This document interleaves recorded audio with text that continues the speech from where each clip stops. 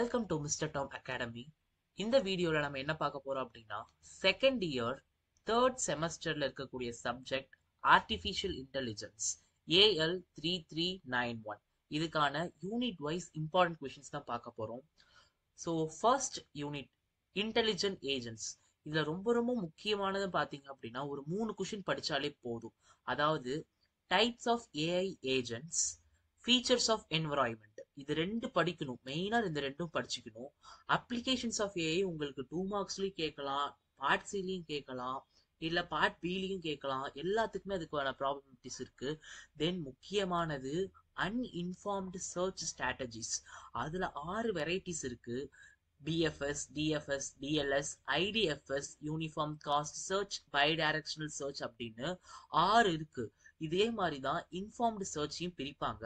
ஆனா உங்களுக்கு சிலபஸ்ல அது கிடையாது. நீங்க சேஃப் ஜோன்ல இருக்கணும்னு நினைக்கிறவங்க அதை பத்தி ஒரு மேலோட்டமா நீங்க தாட் தெரிஞ்சுக்கோங்க. ஆனா அன்இன்ஃபார்ம்டு சர்ச் ஸ்ட்ராட்டஜிஸை மெயினா படிச்சிருங்க. Then unit number 2 problem solving, heuristic search strategies, optimal decision in games, search with non-deterministic action, local search in continuous space.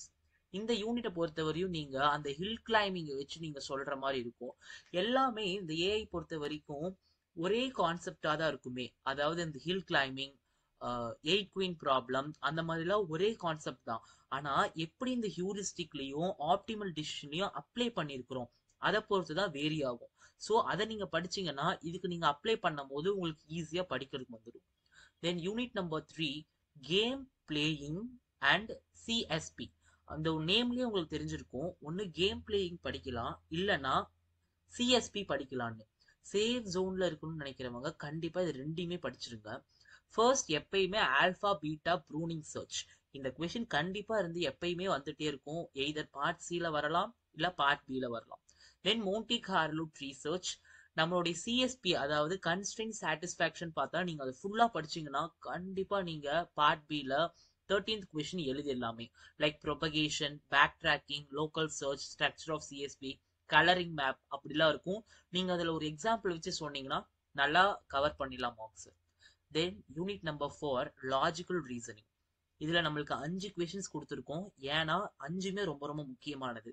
Proportional logic, agents based on propositional logic, first order logic.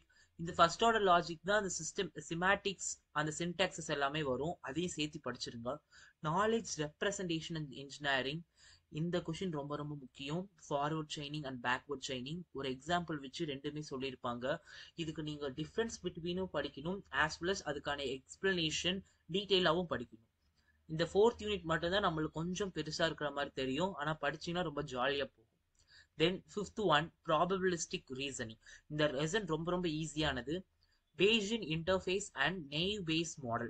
இந்த naive Bayes model வந்துட்டு உங்களுக்கு இப்பயும் இருக்கும், next செம்லயும் எம்எல்லையுமே உங்களுக்கு இந்த question இருக்கும்.